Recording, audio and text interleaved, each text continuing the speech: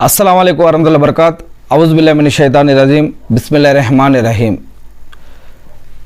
శాపగ్రస్తుడైన సైతాను బారి నుంచి సృష్టికర్త అయిన అల్లాహ్ యొక్క రక్షణని అల్లాహ్ యొక్క సహాయాన్ని రక్షణ వేడుకుంటూ ఉన్నాను. ఆమీన్. అల్లాహ్ యొక్క చివరి ప్రవక్త ముహమ్మద్ సల్లల్లాహు అలైహి వసల్లం గారి పైన దరూద్ పఠిస్తూ ఉన్నాను. అల్లాహ్ ముహమ్మద్ సల్లల్లాహు అలైహి వసల్లం గారి పైన శాంతి సేవకులు కురిపించండి వల్ల ఆమీన్. మస్జిదులు నమాజు చేసే స్థలాలు. మస్జిద్ అంటే సజ్దా చేసేటటువంటి స్థలం, అల్లాహ్ని ప్రత్యేకంగా ఆరాధించేటటువంటి స్థలం. అదేవిధంగా నమాజు చదివే మరియు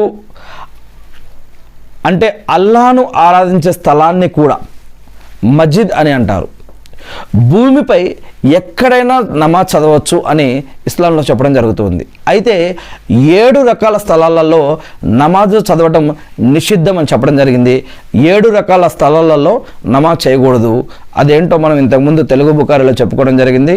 మరియు ఇన్షాల్లా మళ్ళా తెలుసుకోవడానికి ప్రయత్నిద్దాం. మరి అంతేకాకుండా మస్జిదులు అన్నిటికంటే కూడా ఉత్తమమైనవి అని బుఖారీ హదీస్ గ్రంథంలో చెప్పడం జరిగింది.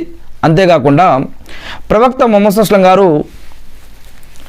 అల్లాహ్ వద్ద అన్నిటికంటే ఉత్తమమైనవి మస్జిదులు, ఇంకా అన్నిటికంటే నీచమైనవి బజారులు అంటే వీధులు అని అల్లాహ్ ప్రీతి కోసం, అల్లాహ్ని మెప్పించడం కోసం, అల్లాహ్ పట్ల భయం, భక్తి, గౌరవం, మర్యాదతోటి అల్లాహ్ ప్రీతి కోసం ఎవరైతే మస్జిద్ తయారు చేస్తారో, మస్జిద్ని కడతారో, మస్జిద్ కట్టేదానికి సహాయం చేస్తారో వారి కోసం అల్లాహ్ సుబ్హానహు వ తఆలా స్వర్గంలో ఒక భవనాన్ని నిర్మిస్తాడు అని ఇక్కడ ప్రవక్త ముహమ్మద్ సల్లల్లాహు అలైహి వసల్లం గారు చెప్పారు అని బుఖారీ హదీస్ గ్రంథంలో చెప్పడం జరుగుతూ ఉంది.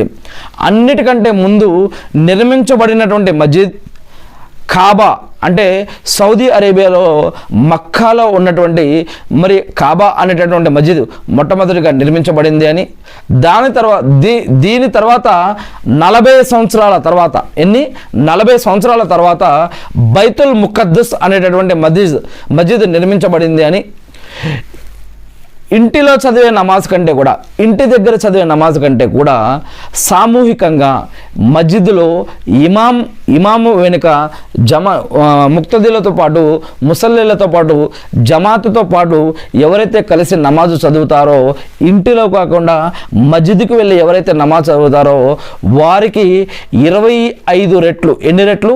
25 రెట్ల పుణ్యం వారికి లభిస్తుంది అని. మరి అంతేకాకుండా బైతుల్లా అంటే కాబాలో గనక ఒక్క రకాత్ నమాజ్ చదివితే, కాబాలో ఒక్క రకాత్ నమాజ్ చదివితే 1,00,000 రకాతులు చదివినంత పుణ్యం లభిస్తుంది అని, మరియు బైతుల్ ముఖద్దస్లో 50,000 రకాతులు చదివినంత పుణ్యం లభిస్తుంది అని ఇక్కడ హదీసుల్లో చెప్పడం జరుగుతూ ఉంది. ఎవరైనా సరే ఇంటి నుంచి వజూ చేసుకొని ఎవరైతే మస్జిద్కి వెళ్ళి నమాజు చదువుతారో, అలా ఎవరైతే వజూ చేసి నమాజ్ కోసం మస్జిద్కి వేసే ఒక్కొక్క అడుగుకి కూడా పుణ్యం లభిస్తుంది అని, పుణ్యం రాయబడుతుంది అని, వారి యొక్క ఒక పాపం క్షమించబడటం జరుగుతుంది అని ఇస్లాంలో హదీసుల్లో చెప్పడం జరుగుతుంది. ఇక అంతేకాకుండా ఎల్లప్పుడూ దైవ ధ్యానంలో ఉన్నటువంటి వ్యక్తి తీర్పు దినం నాడు దైవ సింహాసనమైనటువంటి, అల్లాహ్ సింహాసనమైనటువంటి అర్ష్ నీడలో ఉంటారు అని కూడా చెప్పడం జరుగుతుంది. ఇక మస్జిద్లో ప్రవేశించేటప్పుడు అల్లాహుమ్మఫ్తి హలి అనేటువంటి ఒక దువా ఉంది. మరియు మస్జిద్ నుంచి బయటకు వచ్చేటప్పుడు కూడా ఇంకొక దువా ఉంది. ఈ యొక్క దువాలు చదవడం అనేది చాలా విలువైనది, చాలా మంచిది. దీనికి ప్రత్యేకత కూడా ఉంది, దీనికి చాలా విలువ కూడా ఉంది. మస్జిద్ను ఎవరైతే పరిశుభ్రంగా ఉంచుతారో ఆ పరిశుభ్రంగా ఉంచడానికి కూడా పుణ్యం లభిస్తుంది అని, మస్జిద్లోకి ప్రవేశించిన తర్వాత కూర్చోవడం కంటే కూడా, మస్జిద్లోకి మనం వెళ్ళినాక అక్కడ కూర్చోవడం కంటే కూడా 2 రకాతులు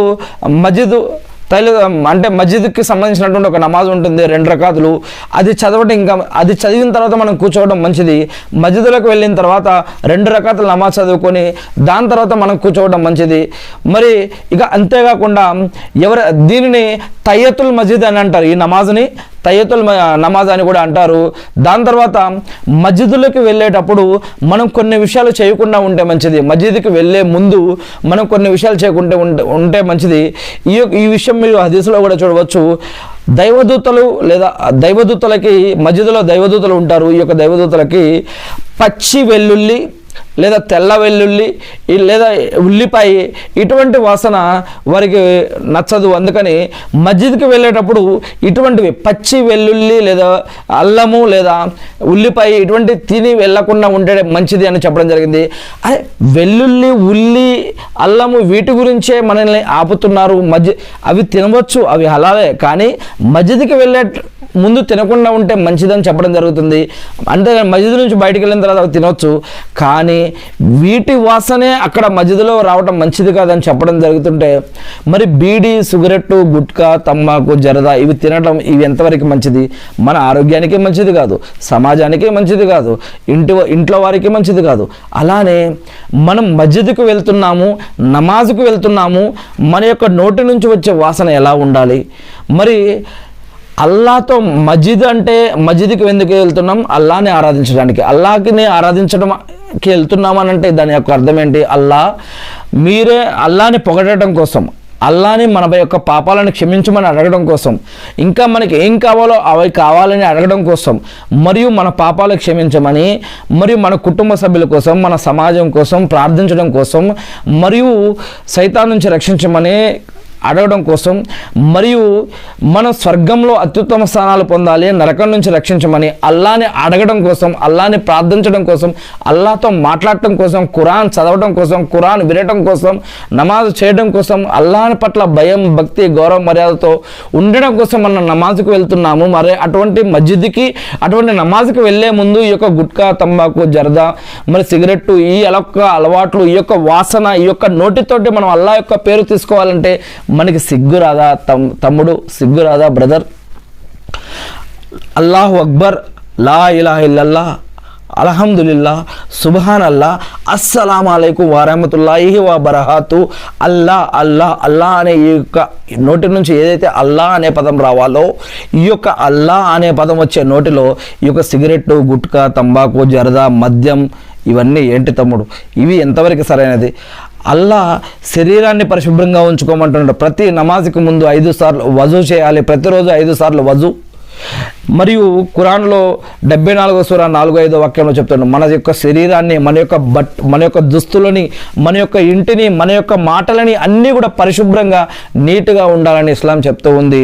మరి అటువంటిది మనం మస్జిద్కి వెళ్తూ ఉన్నాం, నమాజ్కి వెళ్తూ ఉన్నాం, అల్లా యొక్క పేరు ఈ యొక్క నోటి నుంచి తీసుకోవాలంటే మన చెడు అలవాట్లు వదిలేయాలి, చెడు పద్ధతులు వదిలేయాలి. నమాజ్ అంటే ఏంటి? ఖురాన్లో అల్లా సుబ్హానహు వ తఆలా చెప్తున్నారు, నమాజ్ మిమ్మల్ని చెడు విషయాల నుంచి, చెడు పాపాల నుంచి మిమ్మల్ని ఆపుతుంది. చెడు విషయాల నుంచి, పాపాల నుంచి, క్రైమ్స్ నుంచి, నేరాల నుంచి, ఘోరాల నుంచి నమాజ్ మిమ్మల్ని ఆపుతుంది అని అల్లాహ్ సుబ్హానహు వ తఆలా ఖురాన్లో చెప్తూ ఉన్నారు. అల్హమ్దులిల్లాహ్. మరి ఈ యొక్క మస్జిదులకి కొన్ని నియమ నిబంధనలు, రూల్స్ అండ్ రెగ్యులేషన్స్ని అల్లాహ్ సుబ్హానహు వ తఆలా పెట్టాడు.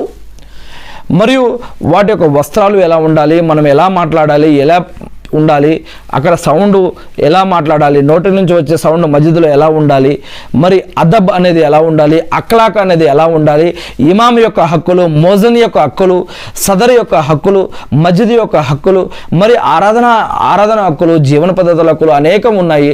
ఇలాంటి అనేక విషయాలు మరి ఖురాన్ మరియు హదీసుల్లో, మరియు బుఖారీ హదీస్, తిర్మిజీ హదీస్, నసాయి హదీస్, ముస్లిం హదీస్, అబూ దావూద్ హదీస్, మరియు మిస్కాతుల్ మసాబిహ్, ఖురాన్ మరియు హదీసుల్లో ఇలాంటి అనేక విషయాలు చెప్పబడ్డాయి. ఏది ఏమైతేనేమి మరి నేను ఒక హదీస్ ఇప్పుడు చెప్పబోతూ ఉన్నాను. అదేమిటంటే ఇబ్నే అబ్బాస్ రజల్లాహు గారు తెలియజేస్తూ ఉన్నారు, మక్కా విజయం నాడు, మక్కా విజయం ఏ రోజైతే జరిగిందో ఆ రోజు ప్రవక్త ముహమ్మద్ సల్లల్లాహు అలైహి వసల్లం గారు మరి ఆ యొక్క మక్కాలో ఉన్నటువంటి, సౌదీలో మక్కాలో ఉన్నటువంటి కాబా గృహం బైతుల్లా దగ్గర ప్రవేశించినప్పుడు, బైతుల్లాలోకి ప్రవేశించినప్పుడు బైతుల్లా లోపల మూలాలన్నిటిలో కూడా ప్రవక్త ముహమ్మద్ సల్లల్లాహు అలైహి వసల్లం గారు దువా చేశారు. దాని తర్వాత నమాజ్ అక్కడ చదవకుండా బయటికి వచ్చారు. బయటికి వచ్చి 2 రకాతుల నమాజ్ చదివారు. తర్వాత బైతుల్లా వైపు సైగ చేశారు. సైగ చేస్తూ ఈ యొక్క కాబా, ఈ యొక్క మక్కాలో ఉన్నటువంటి, సౌదీలో మక్కాలో ఉన్నటువంటి ఈ యొక్క కాబా మీ అందరికీ ఇది ఈనాటి నుంచి కిబ్లాగా ఉంటుంది అని చెప్పడం జరిగింది. అల్హమ్దులిల్లా. ఈ యొక్క విషయం బుఖారీ హదీస్ గ్రంథంలో మరియు మిస్కాతుల్ మసాబీలో 689వ హదీస్లో ఈ యొక్క హదీస్ చెప్పడం జరుగుతుంది.